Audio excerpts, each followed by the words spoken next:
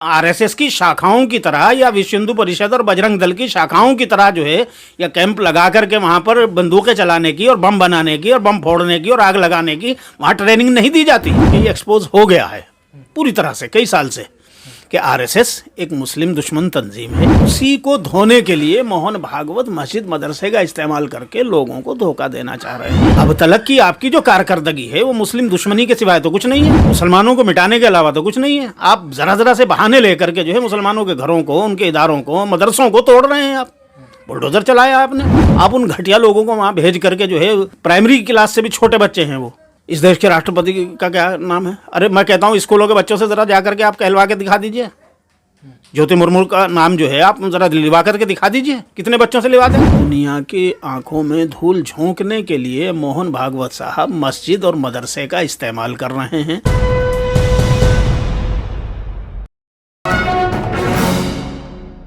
जिस तरह मोहन भागवत जाकर के मौलाना उमेर इलियासी साहब से मिले, फिर वो मदरसे भी गए। हमने भी लगातार जो है इस पर नज़र बनाई हुई है। हम आज़ाद मार्केट में जाकर के लोगों का भी नज़रिया हमने जानने की कोशिश की कि वो मदरसे में आए और लोग क्या इस चीज़ को देख रहे हैं और किस तरह इसको समझ रहे हैं। अब जिस तरह मदरसे का सर्वे चल रहा था, वक्फ बोर्ड की जायदाद का सर्वे भी अब जो है किया जा रहा है उत्तर प्रदेश सरकार के ज़रिए।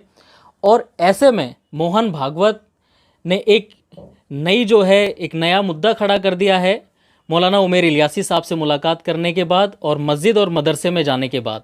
लगातार सोशल मीडिया पर ये खबरें चल रही हैं कि मौलाना उमेर इलियासी साहब के बीच में और मोहन भागवत के बीच में बंद कमरे में क्या बातें हुई। हालांकि इलियासी साहब का इसमें कहना है कि वो मेरी ज़ाती दावत पर आए थे मुझसे मुलाकात करने के लिए। तमाम तरीके की बातें वो कर रहे हैं। इन्हीं सारे मसलों पर बात करने के लिए मेरे साथ इस वक्त मौजूद हैं सीनियर जर्नलिस्ट हैं, सहाफ़ी हैं, अब्दुल रहमान आबिद साहब। आबिद साहब, मोहन भागवत जो है आरएसएस चीफ, वो मस्जिद भी जा रहे हैं और मदरसा भी जा रहे हैं। मौलाना उमेर इलियासी साहब से उन्होंने जाके ख़ास मुलाकात की उनके बुलावे पर। करीब 1-1.5 घंटा उनकी बात चली। मस्जिद भी देखी उन्होंने, मदरसा भी देखा और बच्चों की तारीफ़ भी की मदरसे में पढ़ने वालों की। आप इसको किस तरह देख रहे हैं? सबसे पहले मोहन भागवत का मस्जिद और मदरसे में जाना, सबसे पहले से। मोहन भागवत जी मस्जिद मदरसे में जा रहे हैं, बहुत अच्छी बात है, लेकिन देर कर दी। बहुत पहले जाना चाहिए था, क्योंकि आरएसएस चीफ तो वो बहुत दिनों से हैं, मोदी सरकार आने से बहुत पहले से हैं। और मोदी सरकार आने के बाद मुल्क में नफ़रत का और मुसलमानों के ख़िलाफ़ जो एक तरह से बिल्कुल जुल्म तशद्दुद का और नफ़रत का माहौल बनाया गया था, उसी वक्त जाना चाहिए था। मस्जिदों में, मदरसों में, मुस्लिम जमातों के पास, मुस्लिम तंजीमों के पास मोहन भागवत जी को उसी वक्त जाना चाहिए था। और साथ में जो है अपनी हुकूमत और अपने संगठन और अपने जो आरएसएस की छतरी के नीचे जितने वो सैकड़ों संगठन चलते हैं, उन सबको भी वाज़ेह तौर पर जो है ये दिशा निर्देश देना चाहिए था कि भाई आप लोग जो मुसलमानों के ख़िलाफ़ नफ़रत का जहर बो रहे हो और मुसलमानों को इस मुल्क में जो है एक विलन के तौर पर जो है तुम लोग पेश कर रहे हो, और ये सारा मीडिया, हुकूमत के ज़ेरे साया पलने वाली तंजीमें, आरएसएस के ज़ेरे साया चलने वाले तमाम हिंदू संगठन, हिंदुत्ववादी जितने लोग हैं, ये जिस तरह से नफ़रत, तशद्दुद और जुल्म का बाज़ार गर्म किए हुए हैं मुसलमानों के ख़िलाफ़, और मुसलमानों को इस मुल्क में बिल्कुल ही जो है एक अलग थलग करके, ये कह लीजिए कि कुचल के और मसल के रख देना चाहते हैं, उनको साफ साफ दिशा निर्देश दे करके मस्जिद मदरसों में जाना चाहिए था। बहुत देर करी, लेकिन चलिए देर आयत दुरुस्त आयत। अब वो वहाँ जो गए उमैर इलियासी साहब के पास, उमैर इलियासी कोई ऐसा नहीं है कि मुसलमानों के बहुत बड़े कायद हैं, वो मुसलमानों के कायद नहीं है बेचारे, वो वक्फ बोर्ड की एक मस्जिद के इमाम हैं। असल में उनके वालिद साहब भी वक्फ बोर्ड की मस्जिद के इमाम थे, और चूँकि उनका कुछ थोड़ी सी सियासी अपनी रसाई थी एक ज़माने में, इंदिरा गांधी के ज़माने में, उसी रसाई का फ़ायदा उठा करके उन्होंने जो है कुछ आगे बढ़े, तरक्की की, और उन्होंने जो है वक्फ बोर्ड के मेंबर हो गए वो दिल्ली में। और वक्फ बोर्ड के मेंबर होने के साथ वो वक्फ बोर्ड की मस्जिद के इमाम थे, तो एक अपना रसूख भी बन गया। और फिर चूँकि सियासी हलकों में उस ज़माने में आमद रफ्त जिस आदमी की होती थी या ताल्लुकात, फिर वो प्राइम मिनिस्टर से उनके ताल्लुकात हो गए, नरसिम्हा राव से बहुत करीब रहे वो, तो उस तरह से उन्होंने मसाजिद के इमामों को जोड़ लिया था एक ज़माने में। मौलाना जमील इलियासी मरहूम की बरसी के मौके पर या उन्हीं के किसी भी बहाने से कुछ उनका वो मनाया उन्होंने, उमर इलियासी ने, उनका बेटा होने के नाते, चूँकि वो उनकी मस्जिद में है, जिस मस्जिद के इमाम मौलाना जमील इलियासी मरहूम थे। और चूँकि जमील इलियासी साहब के ताल्लुकात आरएसएस से भी थे, विश्व हिंदू परिषद से भी थे, कांग्रेस से भी थे, और मुल्क के तमाम उन लोगों से थे जिनको मुसलमान जो है वो पसंद नहीं करते या मुसलमान उनकी तरफ जाना नहीं चाहते थे। मौलाना सबसे बेतकल्लुफ़ ताल्लुकात अपने रखा करते थे। तो उमर इलियासी उन्हीं के बेटे हैं, उसी मस्जिद में वो इमाम हैं। आरएसएस चीफ मोहन भागवत से उनके बड़े पुराने ताल्लुकात हैं। वो तो बहुत पहले एक तकरीब में जो है मैं सुन चुका हूँ, एक वीडियो देख चुका हूँ, कई साल पुराना है। किसी एक तंजीम में वो आरएसएस वालों ही की थी या विश्व हिंदू परिषद वालों का कोई एक फंक्शन था, वहाँ पे तकरीर करते हुए उमर इलियासी ने जो है उनको उस वक़्त ही कहा था कि हमारे गुरु हैं और धर्म गुरु हैं, हमारे आरएसएस चीफ मोहन भागवत जी हमारे सबके जो है वो गुरु हैं। तो उनके तो पुराने गुरु हैं वो। तो अब तो वो तो गुरु राष्ट्रपिता कह रहे हैं। अब गुरु जो है वो चेले के पास गया, अब चेले ने जो है उनको गुरु से बढ़ा करके उपाधि जो है वो राष्ट्रपिता की दे दी। अब अभी थोड़ी देर पहले जैसा कि आप बता रहे थे कि अब वो ये कह रहे हैं कि ये तो मैंने निजी ज़ाती तौर पर जो है उपाधि दी है। तो अच्छा है कि अगर ज़ाती तौर पर जो है आरएसएस चीफ मोहन भागवत को वो ज़ाती तौर पर राष्ट्रपिता बना रहे हैं, वो तो बहुत अच्छी बात है। उमर इलियासी साहब को मुबारक हो ये, और आरएसएस चीफ मोहन भागवत को भी मुबारक हो ये उपाधि। आपसी भाईचारे को बढ़ावा देने के लिए। लेकिन एक संजीदा, असल में इसमें एक संजीदा मसला ये है कि मोहन भागवत साहब जैसे अब आज़ाद मार्केट के मदरसे में भी गए, हालांकि वो मदरसा भी, चूँकि वो कारी सुलेमान साहब का मदरसा है, बहुत पुराना, कारी सुलेमान साहब को मुद्दत हुए इंतकाल हो गया। अब उनके बच्चे हैं जो लोग भी उनके ख़िलाफ़ संभाल रहे हैं उस मदरसे को, उन लोगों के ताल्लुकात भी जमील इलियासी साहब मरहूम उनके बेटों से और उनसे। तो यूँ कह लीजिए कि आरएसएस से या आरएसएस की दूसरी तंजीमों से उस मदरसे के ताल्लुकात भी नए नहीं हैं, पुराने हैं। वो दोनों जगह जहाँ भी गए हैं अपने ही परिवार में गए हैं। मोहन भागवत कहीं बाहर नहीं गए हैं, वो ठीक है, मुसलमान हैं वो। तो आजकल तो मुस्लिम आरएसएस भी है ना, आरएसएस में। आज़ाद मार्केट के इलाके में जाकर हमने बात करी, लोगों में इस चीज़ को लेकर नाराज़गी है। वो बिल्कुल होगी। देखिए मुसलमान जो है असल में इस शोबदा कहते हैं इसको, शोबदेबाजी। मुसलमान, आप ये देखिए ना, टाइमिंग देखिए मोहन भागवत के, उनकी मस्जिद में जाने की और आज़ाद मार्केट के मदरसे में जाने की, और फिर उसको प्रोपगेट करने का जो तरीका चला कि उसी दिन जो है पीएफआई, जो इस मुल्क के समझदार और बाहिम्मत, बाहौसला और हालात पर नज़र रखने वाले, मुस्तकिल एक्टिविटी करने वाले, मुस्तकिल पॉलिटिकल एक्टिव रहने वाले, समाजी तौर पर एक्टिव रहने वाले पीएफआई जैसे संगठन पर उसी दिन तो 100 जगह से ज़्यादा पूरे मुल्क में क्रैक डाउन कर दिया जाता है।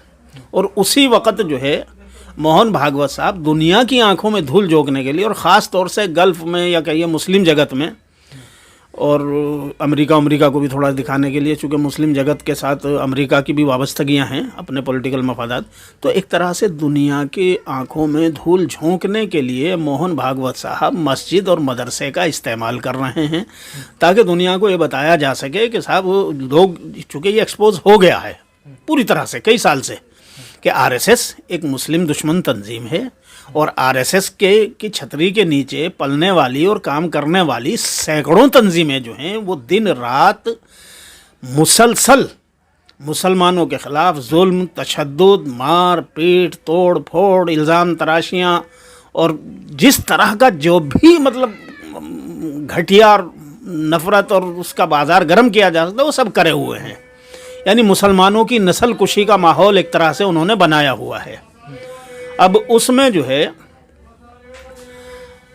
उस माहौल में चूँकि एक्सपोजर जब हो गया है और उधर पीएफआई पर इतना बड़ा क्रैक डाउन आप कर रहे हैं, तो अब दुनिया की आंखें तो उस तरफ लगनी ज़रूरी हैं। तो उसी को धोने के लिए मोहन भागवत मस्जिद मदरसे का इस्तेमाल करके लोगों को धोखा देना चाह रहे हैं या दुनिया की आंखों में धूल झोंकना चाहते हैं। मैं समझता हूं कि ये कोशिश कामयाब नहीं होगी, इसलिए कि दुनिया की नज़रें और ज़्यादा उस पर लग गई हैं और अब चीज़ें जो है निकल के खुल के सामने आ रही हैं। एक बात।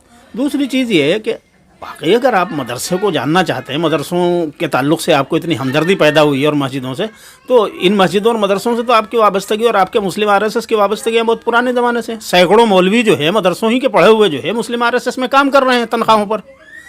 आप जो है उन अपने तनख्वाहदार मौलवियों ही को बुला करके उनसे मालूम कर लेते कि भाई मदरसों में क्या पढ़ाया जाता है, और फिर आप मदरसों में पहले जाकर के सीधे तौर पर कर लेते। अब जैसे योगी साहब ने जो एक फरमान जारी कर दिया कि सब मदरसों का सर्वे होगा, भाई सवाल ये है कि किस लिए होगा? आपकी नीयत पर हम शक क्यों ना करें? अब तो वक्त क्यों आप पर क्यों ना करें शक आप पर?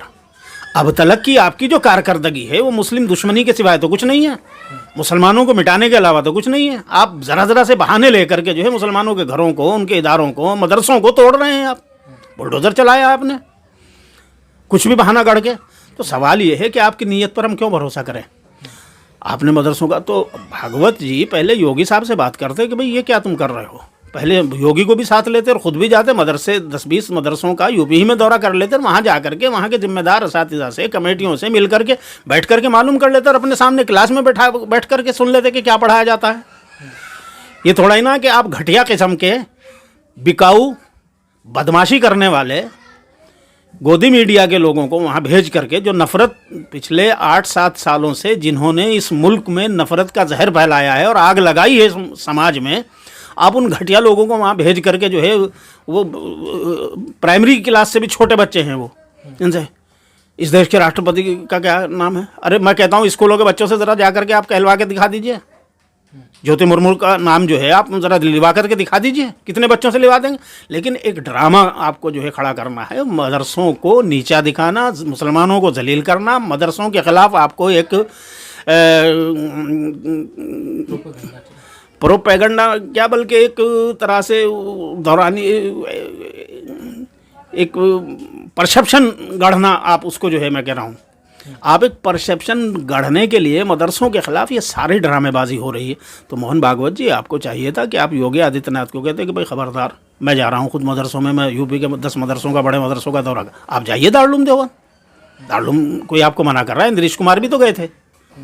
आप जाइए मदारुल सहारनपुर, आप जाइए नदवे में, या बनारस में जाइए, या बरेली में जाइए, या अशरफ या मुबारकपुर में जाइए। हर मसलक के मदरसों के दरवाजे हर वक्त खुले हुए हैं।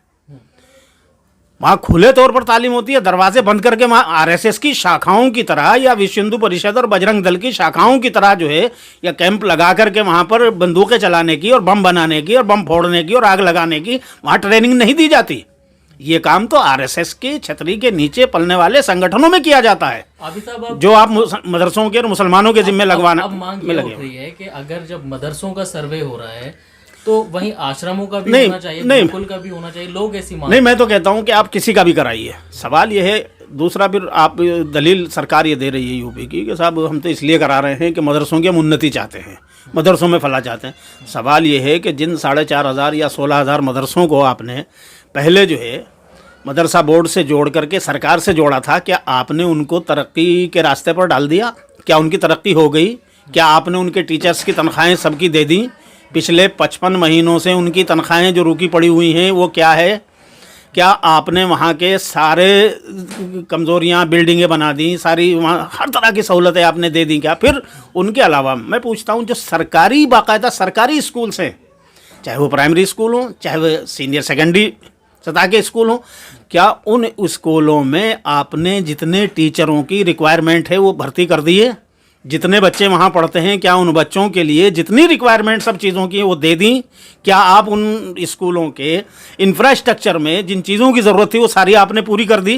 कि आपको मदरसों बाकी रह गए, भाई चलो मदरसों में भी अब जो है तरक्की होगी, मदरसों में भी साइंस पढ़ाए। सवाल ये है कि आप मदरसों पर ही इतनी मेहरबानी क्यों करना चाहते हैं? आपको जिन कामों की जिम्मेदारी पहले से है, आप पहले अपनी उन जिम्मेदारियों को तो पूरा कीजिए। आपने उनकी जिम्मेदारी तो पूरी नहीं की, उनकी तो तनख्वाहें नहीं देते, उनके तो बच्चे भूखे मर रहे हैं। टीचरों के वो बच्चे तो जो है वहाँ ज़मीन पर बैठ करके फटे हाल रह करके जो है पढ़ रहे हैं। उनके पास कापी नहीं, किताब नहीं, कलम नहीं, दवात नहीं, उनके पास जो है स्टेशनरी नहीं, उनके पास सिलेबस की किताबें नहीं, उनको तो वर्दी नहीं मिलती। तो ये तमाम चीज़ें आप उनको फराहम नहीं करते और आप मदरसों के ख़िलाफ़ खड़े हो जाते हैं लेकर के डंडा के साथ मदरसों का। हम कहते हैं चलिए आप कर लीजिए सर्वे। अगर आपको सर्वे करना है और गवर्नमेंट ये कहती है कि नहीं हमें तो चूँकि एक सिस्टम के तहत करना है, तो भाई करिए, आप गुरुकुल का भी कीजिए, मदरसे का भी कीजिए, पाठशालाओं का भी कीजिए। आप जो है तमाम तरह की मजहबी तालीम देने वाले तमाम इदारों का, चाहे वो हिंदू मज़हब की हों, जैन मज़हब की हों, किसी भी मज़हब की हों, तमाम मज़ाहिब की तालीम देने वाले तमाम इदारों का सर्वे कर लीजिए। हमें कोई परेशानी नहीं। दूसरा, आपने वक्फ बोर्ड का शोषा छोड़ दिया। वक्फ बोर्ड के सर्वे का शायद मैं सबसे पहला आदमी होता जो बहुत पुरजोश तरीके से इस्तकबाल करता योगी गवर्नमेंट के इस ऐलान का, अगर वाकईतन ईमानदारी के साथ सिर्फ वक्फ की जायदादों का सर्वे करना मकसद होता और वक्फ की जायदादों को नाजायज़ कब्जा करने वाले लोगों से छुड़ाना मकसद होता। लेकिन वो भी नहीं है यहाँ पर, बल्कि सच्चाई ये है इसके पीछे भी कि आप जो है इस सर्वे के बहाने से जो पिछली गवर्नमेंटों के बनाए हुए कानून और ज़ाब्ते हैं वक्फ बोर्ड के हिमायत में, और वक्फ बोर्ड को उनसे मजबूती कुछ मिली हुई है। असल बात यह है कि आप इस सर्वे के बहाने से उन कवानीन और उन ज़ाब्तों में तरमीम करके वक्फ बोर्ड की बुनियादें खोदना चाहते हैं, और वक्फ की जो प्रॉपर्टीज़ लीगल और जो लीगल फ्रेमवर्क में और लीगल बुनियादों पर बड़े मजबूत तरीके से वो वक्फ की प्रॉपर्टीज़ हैं, आप उनको असल में हड़पना चाहते हैं वक्फ बोर्ड से। तो आपकी नज़रों में वो खटक रही हैं, आप ये चाहते हैं कि उन पर कब्जा किया जाए, इसलिए आपने ये शोषा छोड़ा है। और अगर ऐसा नहीं है तो फिर आप ऐलान करिए कि हम 1 इंच ज़मीन भी वक्फ बोर्ड की या वक्फ की कहीं नहीं लेंगे, बल्कि नाजायज़ काबिज़ीन से सारे कब्ज़े छुड़ाएंगे और सर्वे कराएंगे वक्फ बोर्ड का, तो हम इस्तकबाल करेंगे। आप करके दिखाइए। जब से ये चीज़ सामने आई है मस्जिद और मदरसे वाली, मिली तंजीमें भी जो हैं सद्भावना के प्रोग्राम कर रही हैं। अभी कल ही जो है जमीयत उलमा हिंद ने भी जो है ये प्रोग्राम किया। नहीं, जमीयत उलमा हिंद का प्रोग्राम मैं ज़ाती तौर से वाकिफ़ हूँ कि वो महीनों पहले से तय है। वो मोहन भागवत तो अब अचानक किसी को शायद पता भी नहीं था इसका कि भाई वो अचानक जो है, चूँकि वो उमैर इलियासी भी जैसे कह रहे हैं कि ये तो मेरे वालिद साहब का कोई प्रोग्राम था, उस निजी प्रोग्राम में मेरे वो आए हैं, तो ये तो उनका एक तरह से निजी हो गया। और फिर वो उनको लेकर के आज़ाद मार्केट के मदरसे में गए, उनकी ख्वाहिश पे गए या अपनी ख्वाहिश पे गए या निजी गए या इज्तिमाई गए या पब्लिकली गए, अल्लाह जाने वो जाने। लेकिन सवाल ये है कि जमीयत उलमा का जो प्रोग्राम है वो पहले से तय था। वो ठीक है जो वो लोग कोशिश कर रहे हैं अपने तौर से, पिछले तकरीबन 8-10 महीनों से या 1 साल से जमीयत उलमा महमूद मदनी वाली ख़ास तौर से, जब से मौलाना अरशद मदनी मोहन भागवत से मिले थे, उसके बाद से बहुत से काम ओपन इस तरह के मौलाना महमूद मदनी भी करने लगे हैं। चूँकि महमूद मदनी पर एक असल में बड़ा दाग लगा हुआ है कि जब वो जनेवा से जा कर के जो है कश्मीरियों के ख़िलाफ़ उन्होंने बयान दिया था, जब दफ़ा 370 हटाई गई थी, तो वहाँ उन्होंने जो है अमित शाह का सपोर्ट करके कश्मीरियों के ख़िलाफ़ बयान दे करके एक बहुत बड़ा दाग अपने मुँह पर लगाया था। तो वो इसलिए बहुत दिनों से चुप भी थे।